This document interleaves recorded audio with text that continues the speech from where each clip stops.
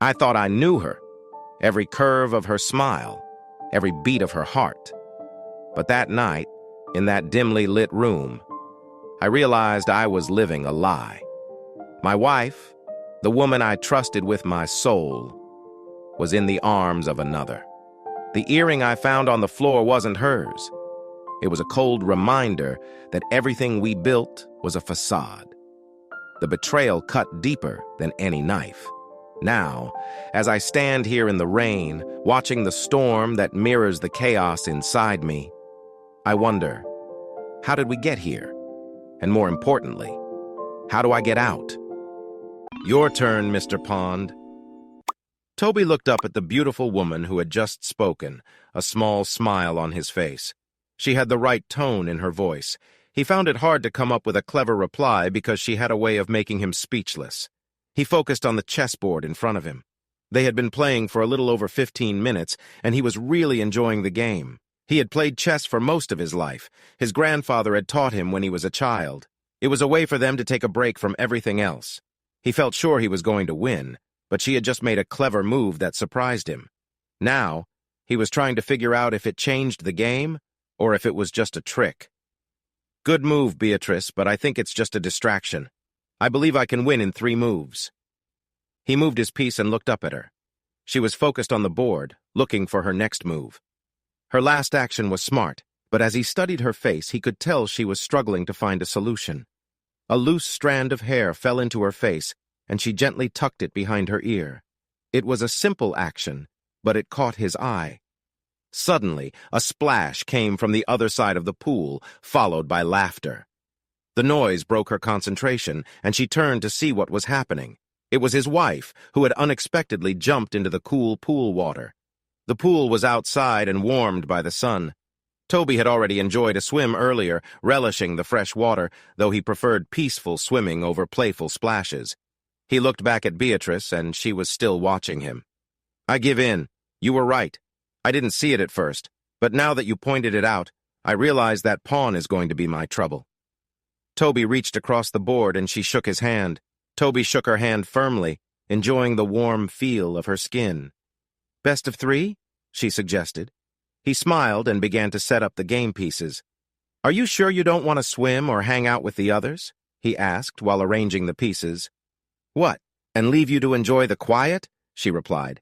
I brought a book. She laughed. You came to a place like this and brought a book? He nodded. Honestly, I didn't really want to come. This kind of gathering isn't really for me. She chuckled as she finished setting up her pieces and made the first move. The early moves went quickly, and she leaned back to think about her next step. That's an interesting start. It's called the Caro-Can defense. I don't know chess moves by name, but I've seen that before. It's not one I usually use. I noticed you like a more aggressive approach. She laughed again. That's a weakness in my game. I usually do better with the white pieces because I can start strong. Good luck. I play better with black since I tend to hold back more. She made her move, and he quickly responded, effectively blocking her advance. He could easily guess what she would do next. Is that your style? Just to defend? He paused for a moment, sipping his cold soda. I'm a cautious person, yes. People often worry more about what they might lose than what they could gain, and I get that about myself and others. I like to keep things straightforward. A good guy? She asked playfully. He looked her in the eye. We all see ourselves as the heroes of our own stories, right? He shook his head. I'm not a good guy. I know that and accept it. I try to be the best person I can be in my situation, but I'm no hero. What about you? Do you think you're a good person? He wanted to take the spotlight off himself and put it on her. The smile on her face showed him that she was interested in his question. I wish I could be a good person. I really do. It's just that life doesn't seem to want that for me. That sounds like a story I want to hear. Again, she let out a soft laugh that made him feel good inside. You never know. My story isn't the kind that's easily shared. A bit tricky at times? She nodded and glanced down for a moment. Then she changed the topic away from his question. They played in silence for a few minutes. Laughter bubbled up from the other side of the pool. He saw a game happening. His wife was sitting on their host's shoulders while he waded through the water. There was a ball involved, and the other couples were doing the same, with the wives balanced on their husbands' shoulders. Only he and the host's companion were different. They were playing chess together. "We can play that if you want," she said softly. "If you want to join them instead of sitting here with me, go ahead. But even if I weren't playing chess, I wouldn't join that." "What about the book you bought?" He looked at her and smiled. "I see what you're trying to do, and I admire your strategy." This made her smile even wider. "Am I that obvious?" "Not really, but your strategy is pretty easy to spot." He moved his knight. "There, I've ended its suffering." She shook her head. His move had messed up her plan. "Next time I'll bring a better game and see if it works out," she said loud enough for him to hear. Toby laughed. "Beatrice, don't let anyone know what you're thinking. That could be surprising, but I doubt your friend would like how far you go to win." She shook her head, still focused on the game. "He's my date, not my friend." "Sorry," Toby said. "I wasn't sure what you two were." "No problem. He seems nice, but he doesn't look that interested." "In what way?" Toby asked, moving a piece on the board but stopping to distract her from his question. "I feel like he wants to keep his options open. Maybe it's because he's from France, but he just doesn't seem very involved." Toby glanced up at her. "He's not really French. His family is from southern France, but he's fully American. The accent is a bit much." "Really?" Beatrice seemed surprised. "I wouldn't have guessed." "I'm sorry, I thought you two were together. Aren't you?" It looked like she realized she had shared too much, Toby noted as he watched her expression change. He raised a hand. "Beatrice, I'm being nosy. Let's just focus on the game. I hope I haven't made you uncomfortable." She smiled at him gratefully, and they played in silence for a few minutes. She had the advantage, but he felt good about how things were going. She was pushing him to think more. "Tell me about you, Toby. What do you do for work?" she asked while he focused on the board. He looked up with a teasing smile. "Don't ask me about my job, okay? Why? Is it a secret?" She had a playful sparkle in her eye that made him smile back. He returned her grin and said, "I'm a consultant. I help small businesses." "Oh, that sounds interesting." He studied her for a moment, holding her gaze. After a few seconds, she burst into laughter. "Okay, I was being nice. That sounds kind of boring." He chuckled at her honesty. "It can be, but I enjoy the variety and I like meeting different people. Sometimes I can really help them, and that feels great." "What kinds of businesses do you work with, and what do you help them with?" "Well, let me think." He paused for a moment. "I have a couple of Turkish barbers, 2 taxi companies, and a few small shops like laundromats and vending machine businesses." "That sounds like a cash-based economy," she said quickly. He smiled at her response and shrugged, turning his focus back to the game they were playing. He made his move, leaning back as the game was nearing its end. He had set up an interesting chance for her, but there was a little trick if she paid attention. Small businesses often face challenges and they need support. What can I say? I try to help. I take a small part of their business and invest in it. That's how I earn my pay, and then I assist them with their issues. He noticed her looking thoughtful as she considered his words. "What about your wife? What does she do?" Toby smiled a bit as he replied, "She's here this weekend with her boss. He's our host." "What does he do?" He never really said. "He owns a family business. He's a lawyer. You know how people say lawyers can be quite good at making money? Well, he's a wealthy man." She looked at him firmly. "Not a fan of lawyers, I guess?" He shrugged, a smile still on his face. "Behind every great success, there's often a story. Beatrice is a successful lawyer who helps with business deals. She has just started her job as a paralegal at the firm. She seems comfortable around him, doesn't she?" someone said. "Given how new she is and their different roles, she does seem quite relaxed," another replied. Beatrice noticed the meaning behind the comment and felt a little embarrassed. Toby kept looking at her with a small smile while Beatrice quickly turned her attention back to the game board. She made a move, and Toby reacted with a groan as he completed the turn. It was clear she was flustered and didn't think through her next move. "That was a mistake," he said softly after he made a move she didn't see coming. She showed her disappointment by knocking her king over. "That's not fair." "Yep, that's 2 wins for me. A lesson for you if you want to learn," he said, taking a sip of his drink.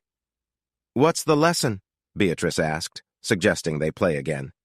He declined. "Know the rules of the game you're playing. Sometimes you think you're in one situation, but you're really in another. A splash from the far side of the pool interrupted them, followed by laughter.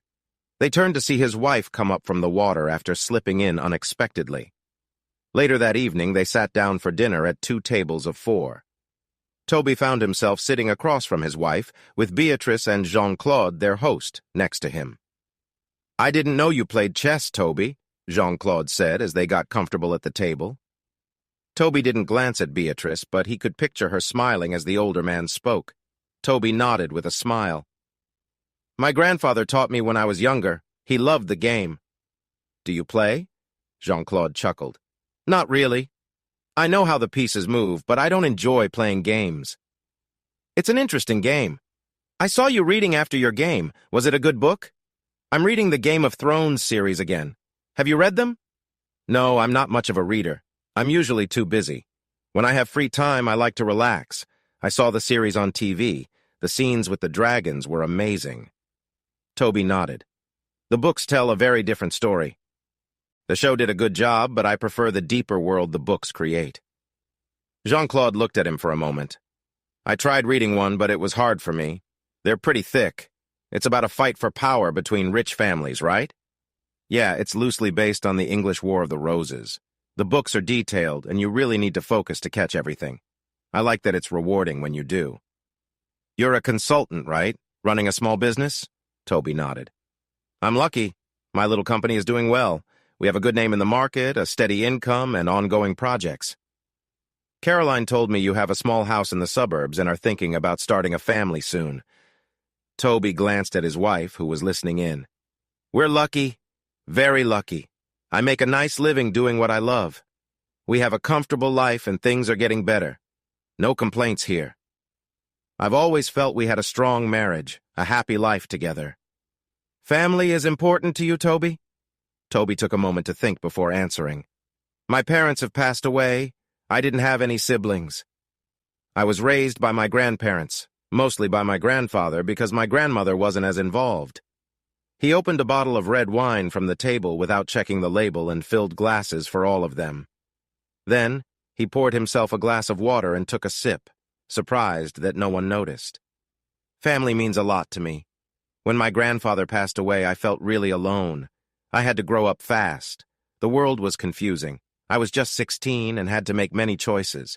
It was a tough time." "You seem to have gotten through it well," Jean-Claude said, looking at him over his glass.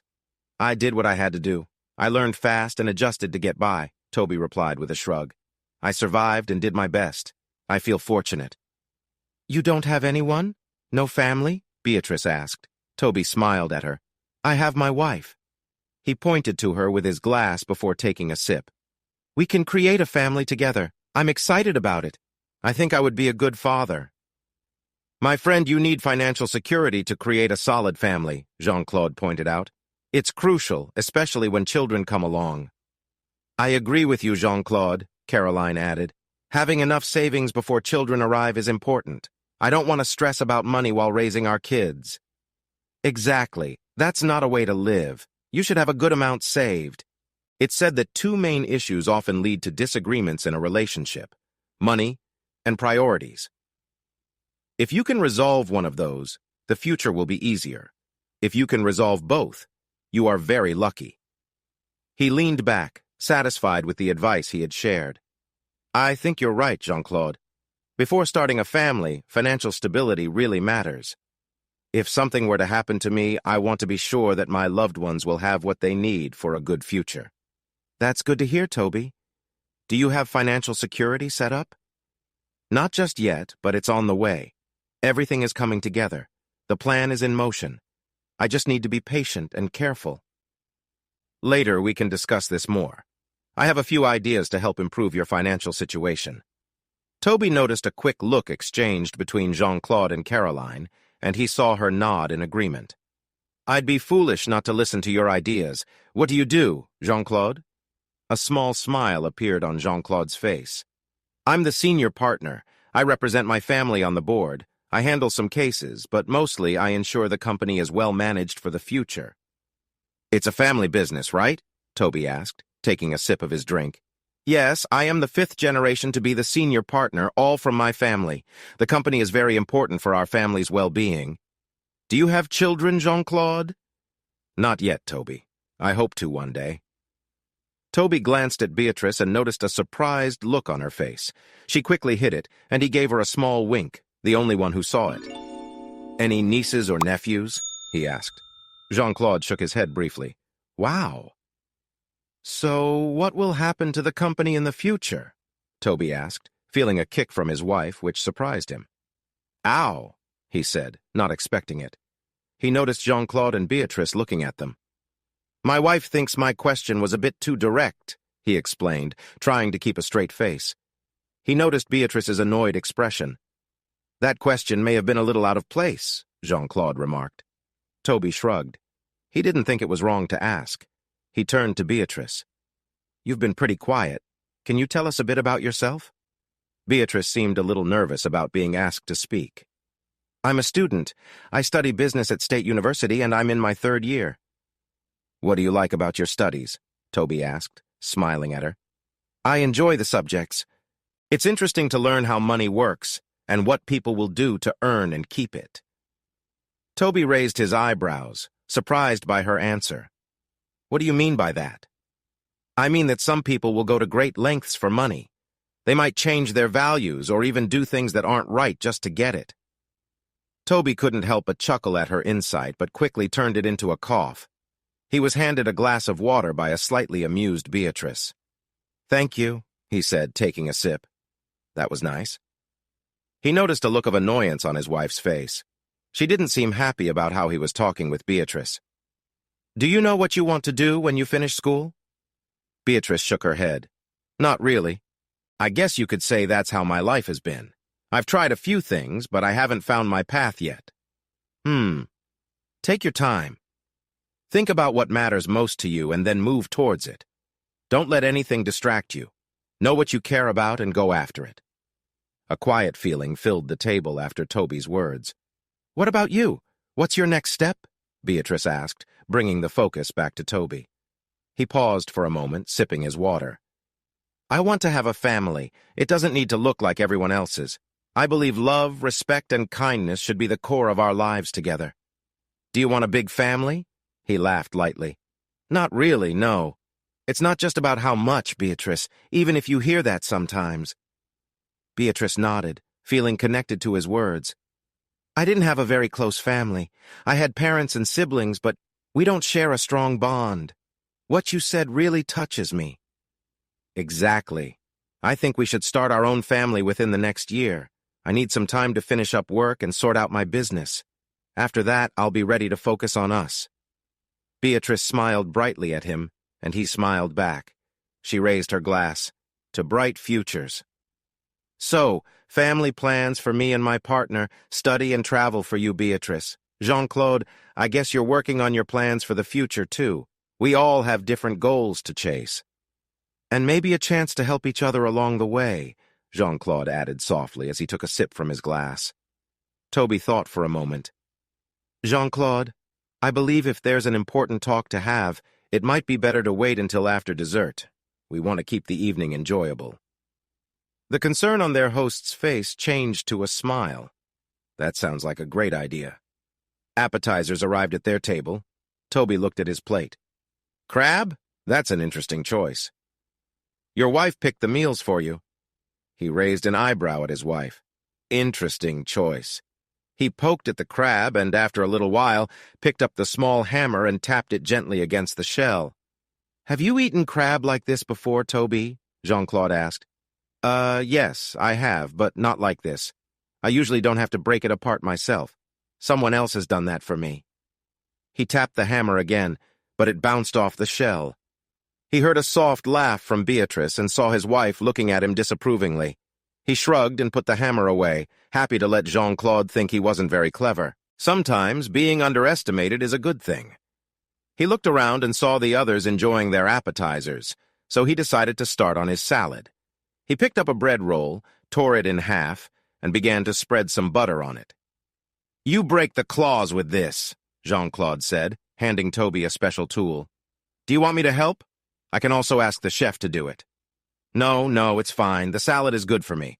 I'm not a kid. I don't need my food cut up. It's a good lesson for next time, right? Just get the stuff in a can. I know it costs a little more, but at least you can eat it before it gets cold. He concentrated on buttering his roll, trying not to pay attention to the others at his table. It was hard to hold back a laugh because he found it funny to lightly tease the older man. He thought he might as well enjoy himself. He poured himself a glass of water and waited patiently while they finished their appetizers. "Did you know?" he started as they cleared the dishes, noticing the server look curiously at Jean-Claude, who just shrugged, "that crabs are like big sea spiders?" "That's true," he added. "People don't eat spiders, but they do like crabs," Beatrice chimed in. "You say that, but a couple of years ago I visited some business contacts down south, and they served something surprising. It was a little different, maybe. I heard they're a special treat."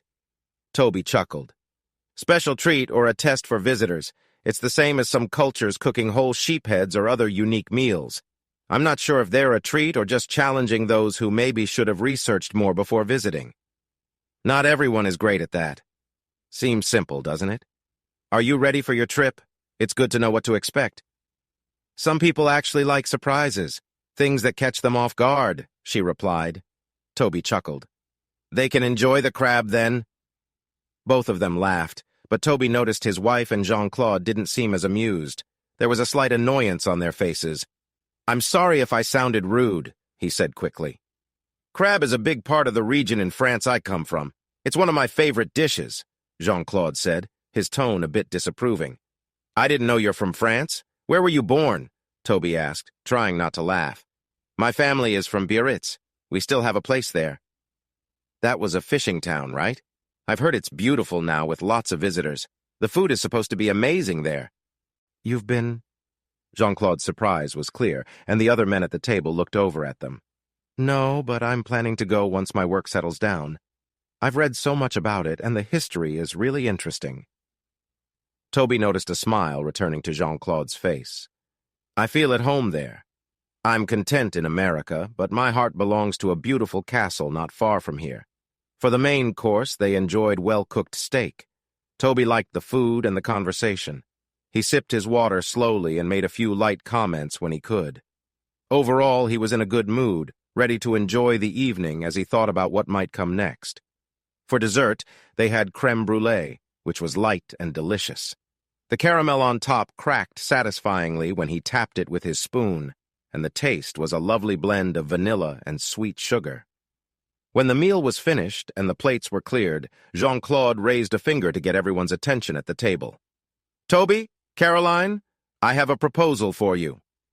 Toby looked at his wife and saw her intrigued expression as Jean-Claude spoke. He kept his face neutral and declined a drink, wanting to remain alert. He felt satisfied that Jean-Claude was serious about what he was saying. "I think our goals are similar and we can help each other." Toby nodded, encouraging him to go on. He noticed Beatrice smirking and took a deep breath. "Toby, I need to be honest with you. You came here under false pretenses." "What do you mean?" Toby asked, pretending to be surprised. "This isn't a corporate retreat, it's something else entirely." Toby stayed silent, sipping his water while listening closely. "You and your wonderful wife have dreams that need financial support. You want to build a future with possibilities, including starting a family and finding a home that matches your vision." "That's true, but I think I can manage that." Caroline jumped in, clearly wanting to add her thoughts. "Toby, we have a good life, but look around. Why should we live as we do when we can aspire for more? Our house is nice, but this place is amazing. Why shouldn't we aim for a life like this?" "I appreciate our life, Kaz. I'm proud of what we've built together. Not just a nice house, but a real home that means something." "No, Toby. This place is bigger and more luxurious than we'll ever have. But we've created a home full of love, happiness, laughter, and a promise to grow together. That's worth much more than just a big building." He felt a distance between them and knew it was there. He wanted to try to close that gap, even if it seemed hard because their shared past mattered. Don't rush into a decision just for a dream that may not come true. It's just an idea, Caroline, not something real. "But we can make this happen." "We will. But you need to be patient and believe in our path instead of chasing after dreams that can fade away." He saw the frustration on his wife's face and in her movements. He leaned back in his chair. "Mr. Pond, Toby, have you seen the movie Indecent Proposal?" "Yes, I have. I'm not sure if it's a well-known story or just ordinary, but honestly, I didn't expect to be reminded of it in this way." "My friend, sometimes luck is on your side. I have an idea that could help you reach your dreams. I want to offer some help to make this weekend amazing for both of you." Toby quickly looked around the table and saw Beatrice covering a smile with her hand, surprised yet clearly entertained by what was happening. His wife looked taken aback by Jean-Claude's words, and the man nodded in understanding. "Sorry, did you really just say what I think you did?" Toby asked. Jean-Claude raised an eyebrow. "I think I've made myself clear. $250,000 for you to spend time with your wife this weekend. We'll leave so you can enjoy my home without interruptions. I'll bring her back on Monday morning, and the money will be in your accounts." "No," Toby replied firmly as he took a sip of his water. He noticed his wife looking at Jean-Claude. "Toby, think about how much this could help you. Think about what you could do with this money and how it could help you speed up your plans." "Thank you, Jean-Claude. I appreciate your suggestion, really I do, but I have to say no." "Honey," Caroline replied, "I think we should consider it a little more before making a decision." Toby's tone was serious as he said, "Caroline, you're my wife, and I care about you, but please don't take someone else's side against me again." Jean-Claude, sitting back in his chair, took a sip from his glass, swirling the drink thoughtfully. "Toby, I work in a major law firm focused on business deals," he explained. "I deal with contracts worth millions of dollars. This isn't a personal matter, and I'm not trying to offend anyone. It's just a business offer." Beatrice leaned in closer. "Toby, don't let him bother you. Remember, this is a business discussion, not something personal." "I'm just not comfortable with it," Toby said. "I appreciate the offer, but I value our relationship and the time we spend together." Feeling reassured, Toby turned back to Jean-Claude, his voice steady. "Jean-Claude, my wife's time isn't something to trade or negotiate." "Toby, I really want to go through with this," Caroline said quietly, but she spoke clearly enough for everyone to hear. "It's my choice, and it carries a lot of weight. For me, this is a big chance that won't cost us much.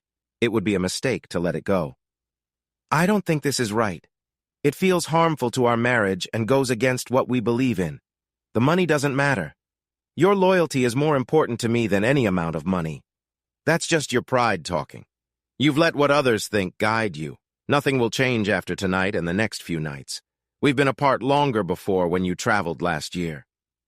It will feel different this time. It's hard to forget a sense of betrayal. It seems like you're choosing to go a different way instead of staying true to our bond. It feels like my commitment means less to you now. My choices won't change how I feel about you. After I come back, we can focus on starting a family. This chance could help us reach our dreams. Why can't you see that?" Toby shook his head. "You may have good intentions, but for me, the trust will be broken. The respect is already fading. If you move forward with this, our marriage will be over. We won't have a future together." Caroline looked shocked at what he said. "I understand you're upset, Toby, but it's unfair to threaten our friendship over something you think is small. You should rethink how you see this. It's not as big as you think." "It's how I feel. I need to make sure she understands how serious this is. I care about her, but I can't ignore what might happen. She's not leaving with him. I honestly think she might." "That's not true, Toby. They just want to avoid any trouble." Toby scoffed lightly. "I'd bet anything that by the time we get back, they'll be gone." Beatrice looked uncertain. "Okay, fine, I'll take that bet." He held out his hand, and she shook it firmly. "There, does that make you feel better?" she asked with a smirk. "Absolutely. I'll be $100 richer and ready to say, 'I told you so.' But really, how does it feel to be treated like this?" Beatrice laughed. "One of the few honest things I've said since I got here is that I feel lucky in this situation, and I really meant it. The more he talked, the less I trusted him. I'm not a good person either, Beatrice. I'm the kind of guy you should be careful around." "You don't give yourself enough credit, Toby. He's not trustworthy, plain and simple. You may have your issues, but you have more honesty in you than he does in all his actions." "Thanks, but if you really knew me, I don't think you'd feel that way." Well, if things go as planned, I'll have a couple of days to learn more about you. I can think of worse ways to spend my time. Toby chuckled. At least your chess game should get better. Caroline told him that phones wouldn't be welcomed at the retreat, so he left it in the car when they got there. He was glad to help his wife with her plans for the weekend and didn't think that not having his phone would matter much. He walked to the pool, stretched, and jumped in, enjoying the cool water. He swam for nearly an hour, not counting how many laps he did, but just enjoying the exercise and the refreshing feeling of being in the water. Swimming had always been something he loved. After he finished, he walked to the garden, facing the rising sun. He draped his towel over the nearby handrail and made sure he had some space around him.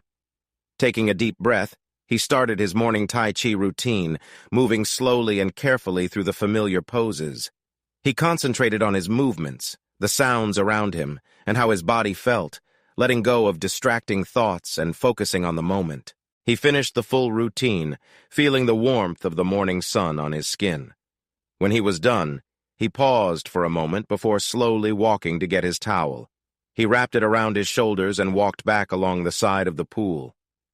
Beatrice was on the porch waiting for him, with a spread of fruit, coffee, and cereal in front of her. She pointed to a chair, and he sat down to join her. "That's a lovely way to start the day. Is that Tai Chi or something else?" she asked. "Tai Chi. I've been doing it for years. My grandfather taught me various forms when I was a kid. It helps with staying calm and being aware," he replied. "It's amazing to watch. You looked completely focused. It's a bit like yoga. It's good for balance, flexibility, and being present. It helps clear the mind. Did you sleep well? I know you had a tough time last night." He shrugged. "It's the second night in a new place. Different sounds, different smells. It took a while, but I can't complain." "No, this place is really nice." "Hey, I brought you breakfast." "Thanks." Toby poured himself some orange juice and grabbed some fruit and cereal. As he ate, he watched Beatrice, who looked nice in her outfit that matched her eyes. Her long brown hair was pulled back in a ponytail. "Do I look okay?" she asked, a playful smile on her face. Toby chuckled. "Was I that obvious?" "It's fine. I noticed when you were moving around earlier." "Sorry, there's not much to see. I'm not really the strong type." "Not every woman wants someone who's all muscles. I prefer someone who is kind and thoughtful." "If I thought you liked the strong type, I might have tried harder." She laughed. "Don't get too full of yourself, but I'm happy with who I'm with this weekend. I think I'll have more fun with you than with Jean-Claude." "I hope so too. We have 2 days to spend together. I'd like to know you better." "What do you want to know?" she asked playfully. Toby paused for a moment. "Honestly, I'd like to know who you really are. Just some things about you, the real you. See how we connect." She gave a soft, serious laugh. "Sometimes I'm not sure who I really am, but I like the idea of us spending time together and getting to know each other. You could tell me about your studies or what college life is like. I think that would be interesting." She looked at him, unsure of how to respond. Toby nodded and continued eating. He noticed she was watching him closely. After a few minutes of quiet, he looked back at her. "What? I can't believe how calm you are about all this. You seem to be handling it well." "I guess I'm just the calm type." "Nobody is that calm. Maybe you realize that this weekend is just a moment in time. It's not something to mess up a marriage over." He shook his head. "Nope. My marriage is done. Sure, I'll pick her up and drive her home, but I plan to get a divorce as soon as I can." "Why are you so calm about it? That's years of your marriage gone. If I give you a real answer, what do I get in return?" "Ooh, making a deal? I know how you work. You tell me the truth and I'll do the same. Let's build some trust here." "Fine. It's a deal." "Okay, so why are you so calm?" "It's not what it looks like. I'm pretending to be calm. Inside, I'm hurting a lot." "No way. You can't hide that well. I should be seeing something." "You're sharp, Beatrice. I am in pain. I just have a good poker face." But honestly, I saw this coming. A satisfied look appeared on Beatrice's face.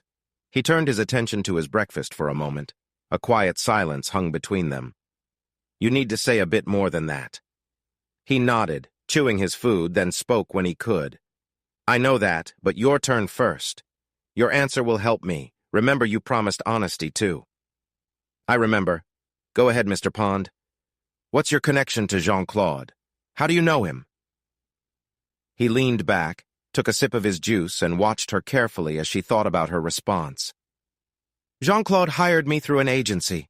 I met him Friday morning, just a few hours before you and Caroline arrived.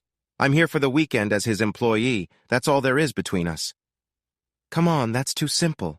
Why are you really here? She paused, choosing her words carefully. I'm here because I was curious. An opportunity came up and I took it.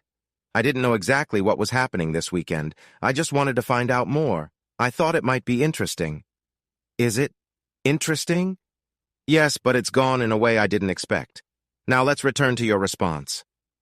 All right, Toby said, looking at her closely before he continued. Caroline's behavior changed about 4 or 5 months ago. It wasn't anything major or specific, but I noticed her connection with me shifted a bit, and her attitude toward her job changed too. I'm very observant. I pay attention to patterns and behaviors. I have to. I live my life on guard. He took a sip of his orange juice and set the glass down on the table. She has really influenced my life. It may sound dramatic, but it's true. When I met her, I was in a tough spot. She inspired me and made me want to improve myself. He stood up and walked to the coffee table, pouring himself a cup. He offered her the pot, but she shook her head.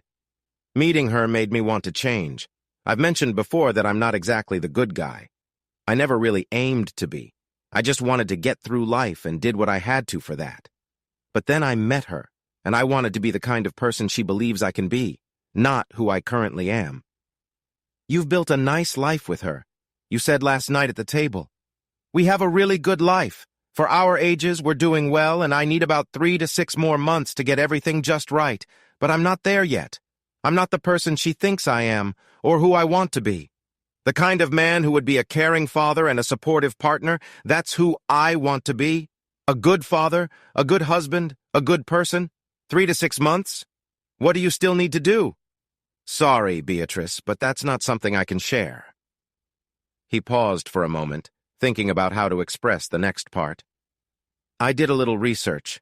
I'm a very careful person. I learned a bit about our friend Jean-Claude. Making things clear answers your question as much as I'm willing to. He leaned back in his chair, giving her a chance to reply. That wasn't what I thought I'd hear. What did you think you'd hear? You looked surprised last night, too. Not that. I'm not sure what I was expecting. I knew something was off, but I didn't know why. I understood you were involved, but the details weren't clear. They heard footsteps behind them as 2 people came onto the porch. Good morning. Hi, Dwayne. Hi, Ruanne, Beatrice responded with a smile. The couple walked over to Toby's table. We won't interrupt you. To be honest, I'm not really sure what to say. We're here to keep an eye on you and make sure you're safe until they are back on Monday morning. That sounds good to me. I just want to relax for the next few days. Great. We're going to get breakfast, he said, waving, and with a friendly nod from his partner, they walked away. Did you know they're actually married? Toby asked. Beatrice looked surprised. No, I didn't think. I don't know what I thought. Yep, they are, just like Lance and Jenny. Neither Lance nor Dwayne are the lawyers they claim to be. They actually work for Jean-Claude. Why would someone like that need help? I know, right? It's confusing. I was taken aback when I got here Friday morning and they introduced themselves as lawyers. How much do you know? Toby chuckled. Now that's a good question. How much do we really know? Do you know what information asymmetry means? He noticed Beatrice shaking her head. It's just a fancy way of saying something simple. I know what I know. You know what you know. But we don't know what the other person knows or doesn't know. Each of us might have information that the other wants, which could change the situation. But we have no idea what that information is or if we even have it. It's a guessing game. I understand. Like you said, it's a simple idea, but it takes a lot to explain. Exactly. I had some real doubts about what was happening this weekend, so I wanted to know more. Jean-Claude did too. How do you know that? He said a few things yesterday that showed he had some understanding of me. It gave me a glimpse into how he thinks. How? He told me he looked into my background. Beatrice shrugged. So what? I'm not really catching on here. Why would someone want to know about me? I'm just the husband of a paralegal. Why are there people like that here? Why introduce them as lawyers? He noticed her deep in thought. She was sharp and listened closely. The more time he spent with her, the more he admired how she made connections. He hoped she wouldn't think about it for too long, as he worried about where her thoughts might lead. How about we play some chess? We can go for a walk later to get some fresh air. But for now, let's play. Sunday evening came quickly. The last couple of days had been a mix for Toby. He enjoyed getting to know Beatrice better. She was smart, quick-witted, and fun. Despite her efforts, she hadn't won a game of chess yet, and he could tell that it frustrated her. She didn't like losing, and he respected that about her. He had grown close to her and valued her friendship. He sensed she was keeping something to herself, and there were topics he preferred not to touch. Jean-Claude had hinted that Beatrice might be open to him because his wife was away. He chose not to ask about it or take advantage of the situation, unsure if Beatrice felt the same way. He didn't want to risk the friendship they had built. They spent time together walking, swimming, and playing chess. Their talks shared bits of their childhood, but they both chose to avoid certain topics to respect each other's feelings. Toby finished the book he was reading and enjoyed a good night's sleep on Saturday. The house was lovely, and Dwayne and Lance were polite, giving them space. The food was plentiful and tasty, making for a relaxing weekend, one of the best he had in a while. He took some time to think about his plans and evaluate his situation. Life was busy, and he had many responsibilities. This situation was a distraction he didn't really want or need, but he couldn't see how it could change, given how far it had already gone. Beatrice joined him for dinner on Sunday night. They shared a chicken and bacon salad with fresh bread, simple but well-made and tasty. "Hey, how are you?" he asked. "Hey, B, I'm good, thanks. How about you?" She nodded. "How are you feeling about tomorrow morning?" He shrugged. "It's going to be hard.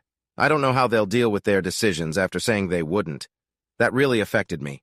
I'm uncertain how they plan to fix her mistakes. To be honest, the sooner it's over, the better. Are you sure she's been unfaithful?" "I can't say for sure if she has or hasn't, but it doesn't really matter. We live in a place where you don't need a reason for a divorce, and she can't show me that she's been completely honest. Her actions, leaving with him when she knew the risks, make the question not important for me." "I guess so. It sounds like you believe she strayed." "Yeah, but it's the fact that she went with him when I said no that makes it less relevant." "I understand. Do you think she will challenge this?" "Oh, yeah, I'm pretty sure." "Why? What makes you so sure about that?" "I think this weekend was planned ahead of time," he said as he took a bite of his meal. "Come on, Toby, don't make me pull it out of you. What do you mean?" "I believe this weekend was meant to happen. Remember how I mentioned yesterday that I had some worries about it? Well, I really started to pay attention once I felt something was wrong." "Better late than never, right?" Beatrice replied. "That's true. Sometimes things slip, even in good relationships. It hadn't slipped too far. I'm not away often, and I show my love and appreciation for her regularly. I'm a good partner. I treat her well. She has little to complain about. But you really tried harder." "I did. I increased my communication, took her out more, and did thoughtful things, but it didn't seem to help.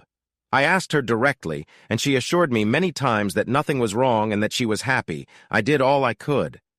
Right up to coming here. Yeah, I had a moment of clarity recently. I was worried about this retreat. I talked to her and made it clear that I wouldn't accept any disrespect, that our commitment comes first. Any breach of that would have serious consequences." "And how did she respond?" "Just wait a second. I was direct with her. Then I realized something. I wasn't just fighting for her. I was actually fighting against the idea of being betrayed. If she was going to stray, any issue would be hers, not Jean-Claude's. He was the one showing interest. She could have set clear boundaries. She could have told me what was going on so we could work through it together. She chose not to. I've tried to be the best husband I can be. I've made it clear what could happen, but she made her choices." "You don't think she believes you?" Beatrice asked, giving Toby a moment to finish his meal and reflect. "I suspect, and this is just my guess, that she doesn't think it would end our marriage. She probably thinks I'll be upset, but will eventually come around.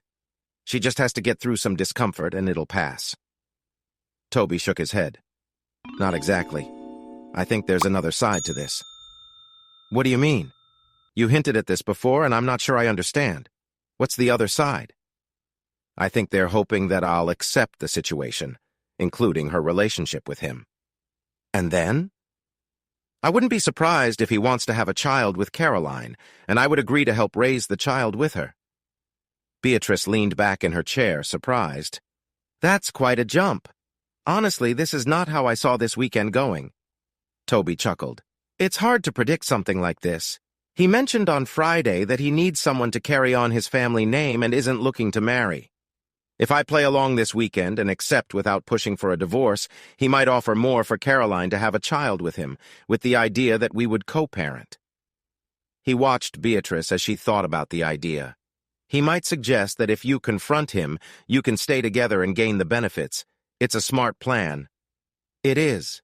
I wonder how many times he's tried this before, or if we're the first couple he's approached. I wonder if he's the last one in his family. Toby laughed. That's true, I checked thoroughly. He has no living relatives. His family usually has one heir but no extended members. There aren't cousins or distant relatives like in most families. He's the last of his line. You can't be sure, Beatrice said, shaking her head. Bea, trust me. You might think you're the better investigator between us, but you're mistaken. He smiled as he saw her skeptical expression.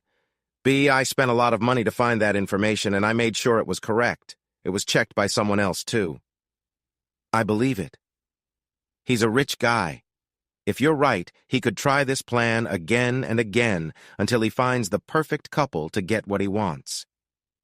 Even if that causes some trouble along the way, Toby said quietly, it doesn't have to hurt the relationship. If he was ready to pay so much for just a weekend, think about how much he would pay for the right result. It could be worth it. Sure, some people might accept that kind of money. He might convince others that it's worth chasing after big rewards.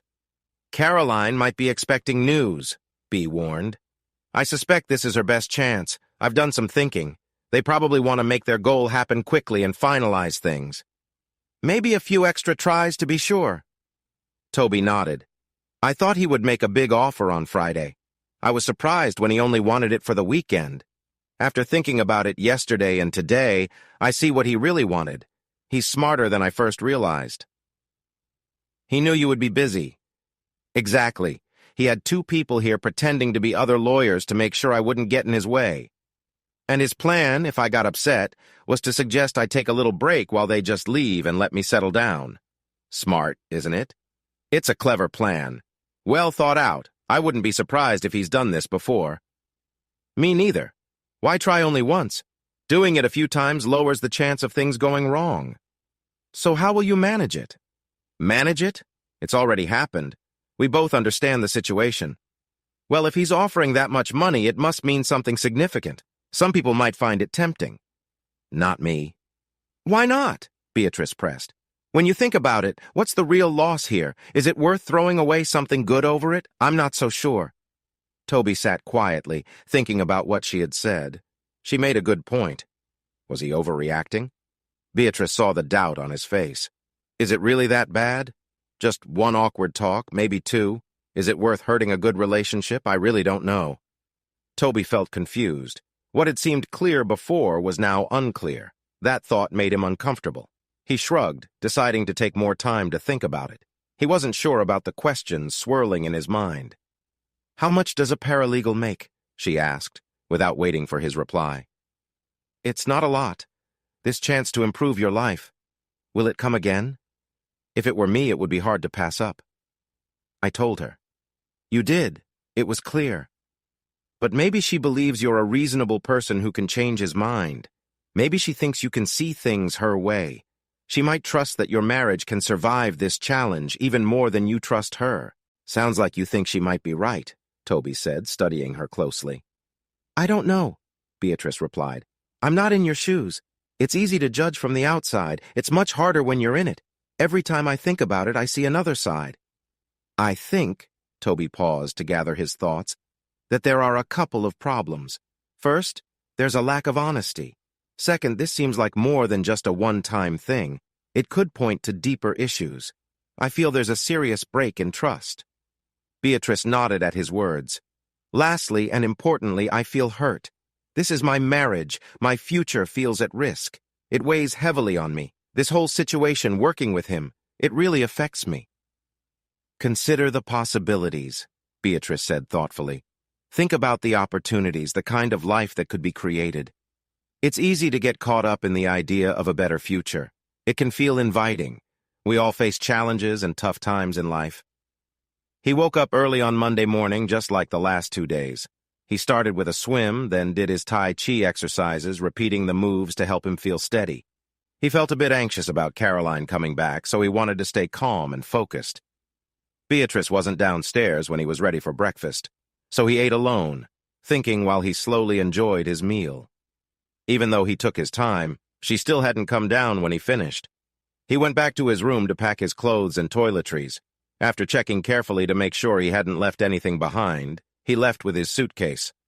"Hey, Toby," he heard as he walked through the foyer toward the front door. He turned to see who was calling him. "You're not leaving yet," Dwayne said as he came over. "No, Dwayne, I'm not leaving. I'm just putting my suitcase in my car so I can avoid dealing with it later." Dwayne laughed softly. "You leave when we say so. You need to be patient. Please move out of my way. I will leave when I want to. If I choose to go now, no one can stop me." "You aren't going anywhere just yet," Dwayne said, crossing his arms. "No, I'm just putting my things in my car. Please step aside or be ready for a disagreement." Dwayne looked at him, but Toby stayed calm. "I'll walk you to your car," Dwayne said. Toby walked past him to his car. He used his key to open the trunk and placed his suitcase inside. After closing it, he locked the car while Dwayne reached for the key. "No thanks," Toby said, walking back toward the house. He noticed Dwayne didn't look happy about how things were going. "You need to learn some manners," Dwayne said, following Toby. Toby stopped and turned to face him. "Are you going to teach me those, Dwayne? I doubt your boss would like that. But I'm open to talking about it later. Just let me know." "Feeling brave now, Toby?" Dwayne said, a smile on his face as he noticed Toby's challenge. "I'm strong enough," Toby replied. He took a moment to gather his thoughts and clear his head. Sitting in the morning sun by the pool, he focused on his coffee, taking slow sips to help calm himself. The tension from their earlier talk still hung in the air, and he knew he needed to find some quiet before moving on. As he waited, he thought about his past with Caroline, remembering the special times they had together, their wedding day and when they moved into their home. He was careful with his coffee, knowing that too much could increase his worry, so he switched to water to help calm him. Lance walked over and motioned to join him. Toby nodded and put his phone away, ready to listen. "They're coming back soon. I just got a call from them," Lance told him. Toby stayed quiet, taking in the news. "Toby, I understand how tough this is for you. You didn't choose this, and I know that. But we're here to make sure everything goes well. You get that? I have to support Jean-Claude." Toby took a sip of his water, thinking about what Lance said. "You've been with Jean-Claude for a while. You help him and others in many ways." Lance nodded, accepting Toby's statement without saying more. "The woman with you is actually your wife, not just someone here for fun." Toby noticed the surprise on Lance's face as he continued. "What else do you want me to tell you, Lance? The names of your kids, the name of your babysitter, or where your grandparents live in Indiana? Why aren't you a Marine anymore?" Lance took a deep breath before answering. "You need to hope, Lance, that we don't run into any issues today. If anything happens, it could come back to you." "Toby, there's no need for problems, but if you start something with Jean-Claude, I will respond strongly, and it won't be easy." Lance pushed back his chair and left the table. Toby smiled a little to himself. Beatrice still was not here. He wondered if he should go find her. In the days she had been with him, she had watched him closely. He thought she would want to be with him to see how things turned out. He still wasn't sure he fully understood her. She seemed unpredictable. She wasn't in any of his research, and she wasn't part of Jean-Claude's life. He would have known if she was. He picked up his phone and went back to his work. About half an hour later, he saw Lance and Dwayne step outside with their wives, drinks in hand. They sat at a different table, but were close enough to hear any issues. Then, he saw Caroline come out onto the porch with Jean-Claude. They looked around until they spotted him and walked over. "Hey," Caroline said as she approached. She was dressed in casual clothes, comfortable and relaxed. She appeared calm. Toby nodded at her. She took a seat across from him with Jean-Claude sitting between them. "Where's Beatrice?" Jean-Claude asked. Toby shrugged and turned to Caroline. "I want to leave." "Before you go, there are some things we need to talk about," Jean-Claude said gently. Toby looked at him. "Have you taken care of everything with her?" he asked coolly. He saw confusion on Jean-Claude's face. "My wife. Have you finished the arrangement?" "No, not yet." "Then do it. It's important." "Toby," his wife replied, sounding tired, "I'll take you home. Then you can pack your things and go." "Toby, it was just one weekend in your life. It's not a big deal. A good weekend, actually. I know you're upset, but please focus that on me, not Caroline," Jean-Claude said, revealing a hint of frustration. "I'm not going to hurt you, Caroline. That's not who I am, but I won't be around you anymore. We're finished." "Toby, there are good reasons why that might not be wise. I really don't want you to regret this. Just give me 5 minutes and then decide with all the facts." "Toby, please listen to him. It matters," Caroline said. "Things have changed." "I'll listen if you both agree that after 5 minutes we leave. No more questions. It's settled, and we go." "Deal," Jean-Claude said, smiling confidently. "Complete the agreement," Toby said. "I'll speak first." "Time is ticking, and I won't listen until you finish what you need to say." Jean-Claude rolled his eyes. "My time doesn't start until everything is sorted. This doesn't count. Then please stop talking and handle the transfer." With a smile, Jean-Claude walked into the house. "Toby," Caroline began as soon as Jean-Claude was out of sight, "please be quiet. I don't want to hear anything right now." His tone was stern and cold. She looked at him, hurt. He turned away. Jean-Claude returned to the porch. "The money has been transferred. She'll need her phone back to confirm it." Jean-Claude glanced at Dwayne. "Please get her phone." Dwayne moved slowly, taking his time. The table was silent until he returned with her phone. Caroline looked at Jean-Claude. "Caroline, if you're not following what I said right now, then I will leave you here. Please, Toby. Please be gentle. I know you're upset with us, but she is your wife." "Well, she used to be. If the money is there, move it to your savings account." "You really don't trust me at all, do you, Toby?" Jean-Claude asked. Toby shook his head. "I can't trust you. Remember the last thing you said to me on Friday?" "It was the easiest choice," Jean-Claude replied. Caroline nodded and handed her phone to Toby. He squinted at it and saw that the money had been moved to her savings account. "You have 5 minutes. Then we're gone for good." "Maybe not, Toby. Maybe not," Jean-Claude said with a satisfied smile. "I'm sorry for how we left things on Friday. I know you're angry with me and Caroline, and I wish that wasn't the case. Our actions didn't help, and for that, I'm truly sorry." Toby looked away, lost in thought. "I hope you had a nice weekend. Dwayne and Lance said you were a great guest. They mentioned you spent a lot of time with Beatrice, but nothing went wrong. I'm sorry she was here to fill in for your wife. She would have been with you if that was what you wanted." Toby took a sip of his water. Time was passing, and this discussion felt empty to him. "I looked after your wife. She's back now and doing well. We had a good time, but nothing is different. She's still the same person. She loves you, not me. She wants her life with you." His tone was calm and friendly. Toby could tell he was skilled at talking things through, trying to make the other person feel at ease. "I know this is hard right now, but trust me, after a few days, when you see that nothing has really changed, you'll appreciate the choices she made. It might feel tough right now, but she's made a wise choice. She's done a good thing for both of you. Soon, you'll see how helpful this will be. Toby, your worries will pass. You'll look back and see this was just a small moment in the past. You'll find ways to use what we have to reach your goals. You'll be glad I picked you two for this." Jean-Claude took a sip of water from his bottle. "I chose you both because of your wife's wonderful qualities. And Toby, I knew you could handle this situation. You are calm and level-headed, and I respect that about you." "Time's almost up, Jean-Claude. I mean it, I'm leaving." Jean-Claude raised his hands. "Now you owe me a bit more time for interrupting. Just hear me out, Toby. You'll want to listen." He leaned in a little closer and spoke softly. "I'm here to offer a new chance. I believe you and your wife would be great at raising a child. I want you both to think about helping me shape a brighter future.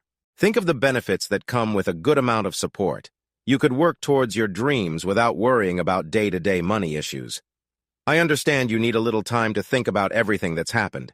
It's important to take a clear view of what I'm suggesting. To help during this time, I plan to assist Caroline with her work for a couple of weeks. This way, she can focus on what's important for both of you during your recovery. The aim is to create a warm and supportive home for any child raised. It's okay if my offer feels tough at first.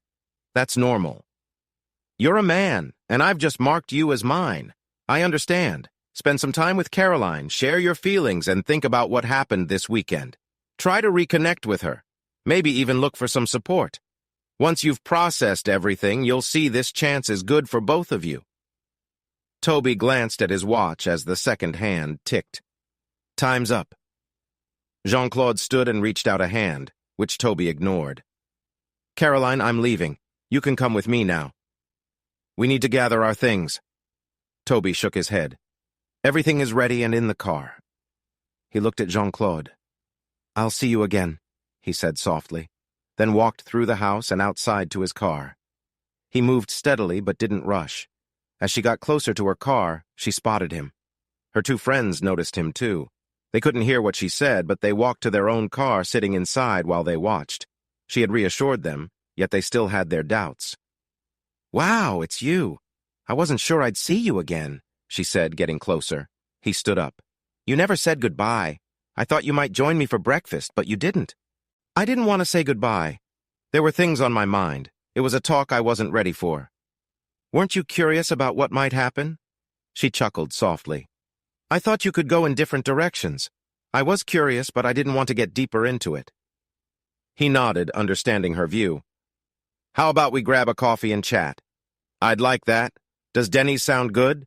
She offered him a ride, and he got into the passenger seat. He watched her wave to her friends as they drove away. Are they your friends? Just old work buddies.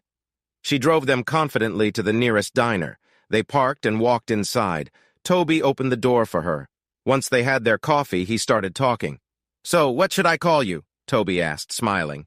My name's Jennifer. You can call me Jen or Jenny, she replied. That's a nice name, but I like the name Beatrice, too, he joked. She smiled at that. When did you figure it out? She asked. He laughed. I guessed you were in law enforcement right from the start. What made you think that? She inquired. You noticed that the businesses I worked with mostly dealt in cash. Someone who wasn't involved would have missed that. Plus, your school story had some holes. School story? She chuckled. I see it wasn't very convincing. Toby nodded. You said you were studying business at State. It was easy to find out. By the end of the first day, I could tell you were connected to law enforcement and not being completely honest. I made that up quickly. We needed to act fast because my story had some issues. I thought by the time anyone checked, I would be away from the trouble. I left my phone behind because I thought you all needed to hand them in. I act quickly. I left my phone in the car and took a spare key with me. After things settled down on Friday night, I got my phone back and looked you up. There were some missing pieces. Jenny laughed. You never said anything. I couldn't really say much. I didn't know if you were on my side or not. I was in a complicated situation. I'm sorry I couldn't do more. You probably helped more than you realize. Having you around made me stay strong and not give in. You brought a different set of challenges. I reminded myself to stay focused and not lose sight of what Caroline had done. Jean-Claude didn't know who you were, Jenny said, breaking the quiet after Toby's last words. I know. That surprised me the most. He didn't recognize me. I don't think he still does. We weren't certain. We noticed your name linked to a meeting at his place, and it raised questions about why you were meeting. So we decided to dig deeper. Did you go there to gather information? We knew he would have guests for the weekend, and with my age and looks, I fit the role best. We ensured I would be the one to go. How did that happen? The others weren't able to help. There was a big event in town, or at least that's what we told him. That's an interesting plan. Your team must have felt uncertain about it. They did. We both had clean records. We thought the chances of something going wrong were low. We were really surprised by how everything turned out. You were keeping an eye on me? I had no clue, Toby said thoughtfully. No, we were simply collecting information. We knew you were involved in some questionable things, but didn't have all the details. Your name came up often enough to spark our interest, but you always seemed harmless. I've left that life behind. I've moved on completely. I heard. That's why I'm here. I was worried after the weekend, Toby said slowly, choosing his words with care. Why is that? Some of the things I mentioned? The fact that you were in law enforcement? Even after everything, we still couldn't fully understand you. We looked into it, but your story stayed under the radar. Toby smiled. I hear you've changed jobs, too. She laughed. Your information is good. I left last week. Today was my farewell party. I know, that's why I'm here. What do you want, Toby? She teased lightly. I divorced Caroline. She received her share and gained her freedom.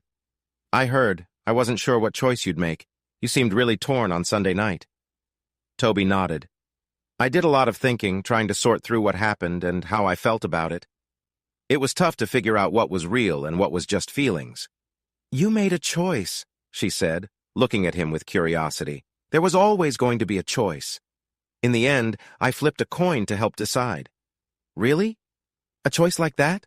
Seems a little hasty. Maybe, but it gives you a clear answer. Then you think about it and see how it feels. All right, I can understand that. I couldn't accept her choice. It just felt wrong. Maybe it was just a feeling, but it didn't sit right with me. So I changed my mind about ending things, and suddenly it felt okay. And why's that? He shrugged. It just felt better. I could give you reasons, but I could do that either way. Staying felt wrong, and that bothered me. After a brief pause, Toby went on. I'm okay with my choice, B. Sorry, Jennifer, I stand by it. I guess that's what matters, Jennifer replied. Toby was watching her, trying to understand her feelings about his decision.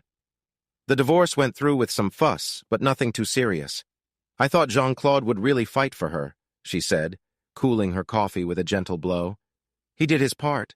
I had good representation, and we made it a simple divorce. It was hard for him to make a real impact. He was more of a hassle than anything. He let Caroline down again. How are you and Caroline now? He took a deep breath. We're okay. We've talked a few times. I think she wishes things had turned out differently. She realizes she didn't know me as well as she thought. Jennifer took a sip of her drink, looking satisfied, before she spoke again. All right. Let me ask you again, Toby, what do you want? I want you in my life, Clarice Starling. I admire your smarts and your sense of humor. You're capable. You wouldn't have graduated from Quantico if you weren't. We get along well, and I'd like to have you by my side. She laughed, catching the attention of others in the restaurant. You need to be honest with me. As long as you are, too. You aren't keeping anything from me, right? Nope, I'm finished. No tricks. What you see is what you get. Just a jobless former escort, former FBI agent, former student. She smiled as she said this. Talking to one ex, I'm not sure how to describe you. Lord or Baron, I still don't know what you were, just that. He chuckled. I did well from it, but I'm done now. My money is clear and well taken care of. She looked confused. Every dollar has been tracked and is now invested in ways that will help me in the future. I'm not very rich, but I'm okay. You did well. I was lucky. Meeting Caroline changed my path. She made me think about my choices, and I found a way out. It took some time. It does. I wanted to leave without any trouble or anyone after me. I've done that. It took a lot of careful planning, but I managed. If, and this is a big if we were to be together, would I have anything to worry about? Jennifer asked, looking into his eyes. He shook his head. I've made mistakes in my past. What I was part of affected a lot of lives. I've gained from that struggle. But I didn't cause any issues, and I handled my situation well enough that you didn't find me. I think we'd be okay. He nodded, seeing that she seemed more relaxed. He smiled as he added, That said, I do need to leave town. I'm not in any trouble, but I want to move somewhere new to start over. That makes sense. I don't have any strong connections here either. He shrugged. I knew we were meeting tonight. You know how I am. I did my homework. You seem very confident, Mr. Pond. He smiled at her compliment. I've taken time to regroup since my marriage ended. I've managed my work so I can look for new chances. I'm working on being a better person. Plus, I'm single, and I think I have a lot to offer. Jennifer laughed. All right, so what would the future look like if I agreed to be your partner? He leaned back with a playful smile. I had a feeling you were interested. I am. I was curious before. I liked how you spoke kindly about your past. Not always. I was a bit harsh when she came back. Maybe, but there was respect in how you talked about her to me. I liked that. It was nice, especially on that last day. Last day? You weren't there. I got there after you both left. Jean-Claude really talked to those guards. Lance and Dwayne. Exactly, good memory. He really gave them a piece of his mind. It felt like he sensed something was off about you. Did he say anything to you? She took a sip of her coffee, enjoying its warmth. Not much. He was surprised you didn't take the chance you had. Honestly, Toby, you made a good impression on him. He liked how you handled yourself. He reached out a few times, trying to convince me to give Caroline another chance, and then he offered me a position in his organization. Jennifer nodded. You stayed calm and focused. You stood your ground. I'm not surprised he was impressed. I was too. Toby looked down at his hands before meeting her gaze. I do wonder what would have happened if I had chosen to explore the opportunity. We will never really know, will we? Jennifer said with a slight smile. Toby smiled back. She looked just as lovely as he remembered. Let's talk about us. You asked how I view our future. You're right, I'm curious. I'm currently out of work, but I have skills. I have my own sense of right and wrong. Even though I'm not with the Bureau anymore, I won't break the law, and I won't let you either. I'd like to hear your thoughts on what comes next for us. Caroline is no longer part of my life. My future doesn't include her. Her dreams for us are no longer possible. She has her wealth and made her own choices. I don't want to engage with her. She belongs in my past. If I see her again, I'll be polite, but we won't be friends. Good. She made her decisions. It's time for both of you to move on. Exactly. But Jean-Claude? That's another story. I want him to understand the results of his actions. He acts like he can do anything without facing consequences. I want him to see the effects of his choices and maybe think twice. Okay, Jennifer said slowly. He's the top partner in a law firm that his family has owned for many years. He has a fancy house in France, a vacation spot in Majorca, a ski lodge in Banff, and a large yacht in Bermuda, along with several properties in the United States.